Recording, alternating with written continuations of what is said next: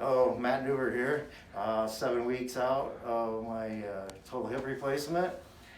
Still crushing therapy. I'm actually probably could even run right now if I wanted to. So How's walking upstairs and stuff like that? excellent.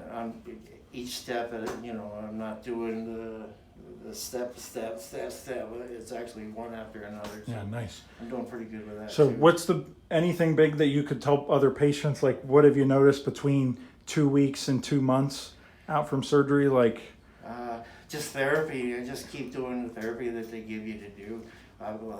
During this pandemic, I've been pretty much stuck at home to do my own therapy. So, and I'm fortunate enough to have steps, and I'm able to do the exercises and the therapy. Just move your leg a lot, up and down, and I do Good. that. I do that constantly, even when I'm sitting. let me watch you walk.